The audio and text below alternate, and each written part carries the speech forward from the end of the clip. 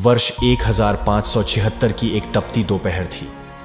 अरावली की पहाड़ियों के बीच हल्दी घाटी का मैदान गर्मी से तप रहा था, पर उससे कहीं अधिक जोश महाराणा प्रताप और उनकी सेना के दिलों में धधक रहा था।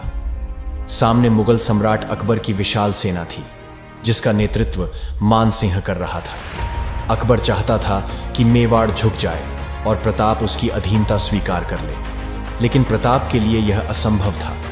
उनके स्वाभिमान ने उन्हें झुकना नहीं सिखाया था। युद्ध शुरू होने से पहले महाराणा अपने प्रिय घोड़े चेतक के पास गए। चेतक कोई साधारण घोड़ा नहीं था, वह महाराणा का सच्चा साथी था, जिसने कई कठिन परिस्थितियों में उनका साथ दिया था।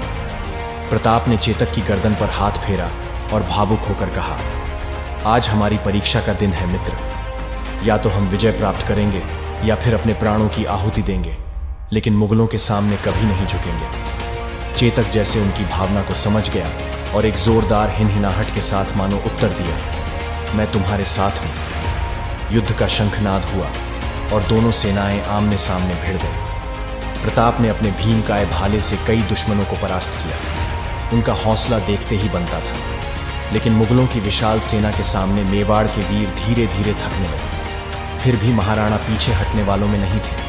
अपने हरे पीले वस्त्रों में वे रणभूमि में इस तरह चमक रहे थे जैसे सिंह अपने जंगल में। इस युद्ध का सबसे मार्मिक क्षण तब आया जब प्रताप ने चेतक पर सवार होकर मुगल सेनापति मान सिंह पर प्रहार करने का प्रयास किया। मान सिंह एक हाथी पर सवार था। चेतक ने अपनी पूरी ताकत से छलांग लगाई और अपने अगले दोनों पैर हाथी के मस्तक पर टिका दिए। प्रताप ने अपने भाले से वार किया, लेकिन मान सिंह बच गया। इसी बीच मुगल सैनिकों ने चेतक पर वार कर दिया। चेतक घायल हो गया, लेकिन उसने हार नहीं मानी। घायल चेतक ने अपने स्वामी को सुरक्षित स्थान पर ले जाने का प्रण लिया।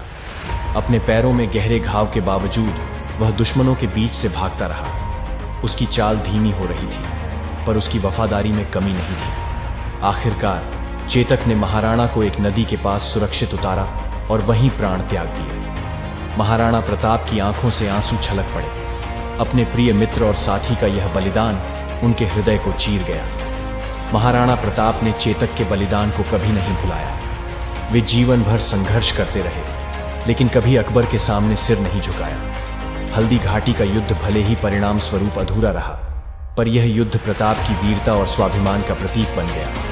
यह कहानी केवल युद्ध की नहीं, बल्कि प्रेम, समर्पण और त्याग की भी है। महाराणा प्रताप और उनके चेतक की, जिनकी वीरता ने इतिहास में अमरता प्राप्त की।